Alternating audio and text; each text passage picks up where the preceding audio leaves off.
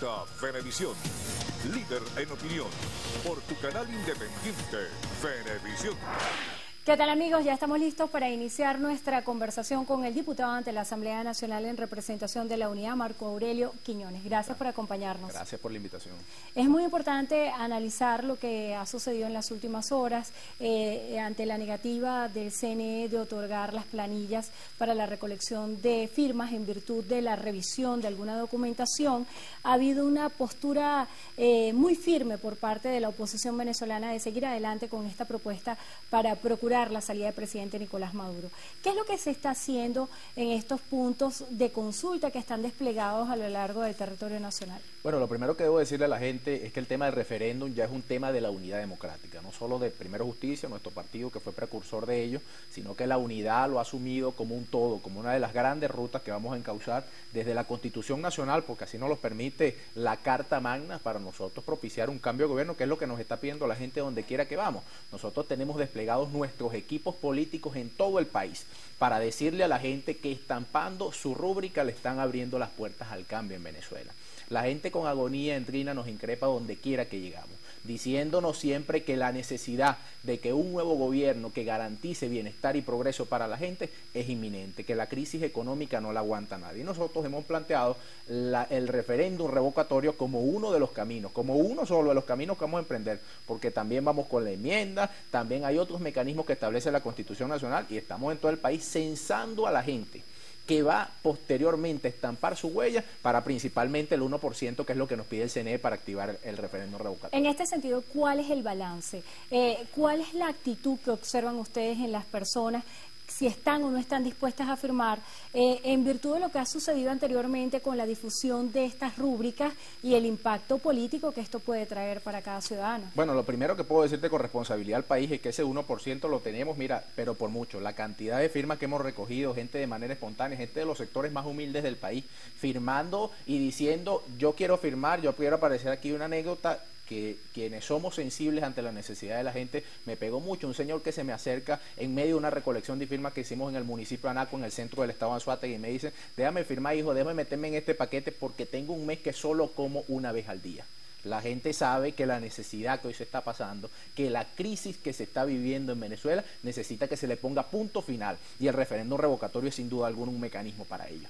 En el sentido de las otras crisis que pudieran definirse en el escenario nacional, el tema de la crisis eléctrica en el interior del país, en el estado que usted representa, pareciera ser muy reiterativa. ¿Qué soluciones se pueden buscar desde la Asamblea Nacional a este problema? Bueno, lo primero que tiene que el gobierno aceptar la crisis que estamos viviendo y que no es solo un tema de una lluvia que no cae, es un tema de la falta del mantenimiento de todo el tendido eléctrico nacional. Mientras en Venezuela se le regaló hace algunos años una planta eléctrica a Cuba que pudiera estar abasteciendo aparte de nuestra Venezuela con energía eléctrica que tanto necesitamos, en Venezuela tenemos un país con apagones todos los días. Nuestro estado de Anzoátegui, y me duele mucho decirlo, lleva la bandera en cuanto a la cantidad de apagones todos los días. Nosotros ¿Cuál sería vivimos el promedio? ¿Cuál sería el promedio? Por lo menos 2 veces al día se está yendo la luz en todo el estado de Anzoátegui. Y nuestro país, Venezuela, parece un arbolito de Navidad. Se prende por un lado, se apaga por el otro, porque los apagones ya están en el día a día en nuestra Venezuela. Nadie entiende cómo un país con tantos recursos petroleros, mineros, estemos viviendo en la situación en la que estamos.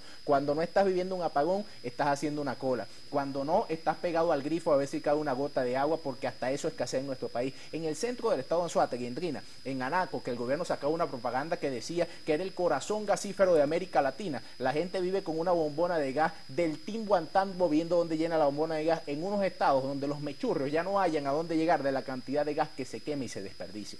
Hoy nadie entiende en nuestro país cómo estamos viviendo y pasando las necesidades que estamos pasando. En materia alimentaria, la Asamblea Nacional tiene previsto, según el orden del día, la comparecencia del exministro de Alimentación Osorio y también el que está aportando ahorita la cartera de alimentación, el ministro Rodolfo Marco Torres y también el ministro de Comercio Exterior. ¿Qué piensan plantearle a estos ministros? Bueno, lo primero, que le den respuesta al país de cómo en una nación que se han manejado más de 2 billones de dólares por medio de bonanza petrolera, la producción nacional está por el suelo.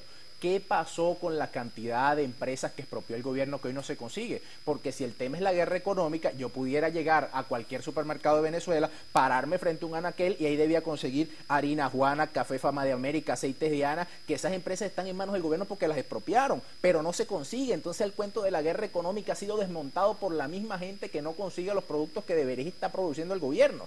Esos ministros tienen que respondernos a nosotros qué pasó con esas empresas, pues la gente nos está pidiendo eso. El balance que como parlamentarios, miren, a nosotros la gente nos escogió el pasado 6 de diciembre como parlamentarios ante la Asamblea Nacional. Estas acreditaciones dicen que nosotros somos representantes del pueblo, que nuestra inmunidad que nos abrogó el ciudadano con su voto, valientemente además, porque no era fácil salir a votar en contra de un gobierno que ha implementado tantos mecanismos de persecución luego de cualquier elección, la gente salió y nos escogió como diputados para eso, para que nosotros levantáramos la voz de los que nos tienen voz. Hoy en Venezuela, Andrín, estamos viviendo la peor crisis económica de toda la historia, y no es solo por la baja de los precios del petróleo. Manejamos una bonanza petrolera y no invertimos el petróleo, no sembramos el petróleo como decía Arturo Uslar, sino que por el contrario, bueno, hicimos una fiesta y despilfarramos todos los dineros del petróleo. Yo le tengo un planteamiento que hacer al gobierno. ¿Cuál sería ese planteamiento? Porque usted se ha referido en muchísimas oportunidades al tema de la corrupción, incluso propuestas de repatriación de capitales. Sin duda alguna, mira,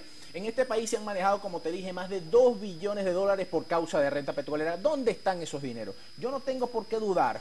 Además, la Constitución así lo dice, que es nuestro trabajo. En el artículo 222 habla de nuestro derecho a interpelar y de nuestro derecho de declarar responsabilidad política. Yo no tengo por qué dudar y tomo con pinza un caso que para el país es bien interesante y sobre todo para el oriente del país. Aquí hay un caso, aquí tengo una Gaceta Oficial del lunes 10 de enero del 2011, número 39.590. Donde Cilia Flores, quien es la primera dama de la República, en la cual yo no tengo por qué dudar que ella tuvo la mejor responsabilidad, la mejor vocación de que aquí los hechos de corrupción en su administración en el Parlamento fueran descubiertos y fueran expuestos y fueran sancionados por los organismos pertinentes, declara responsabilidad política sobre algunos ciudadanos. Entre ellos, Wenceslao Madail, que era exgerente de PDVSA en el estado de Anzoátegui, Beatriz Rodríguez. Wenceslao Madail hoy está libre.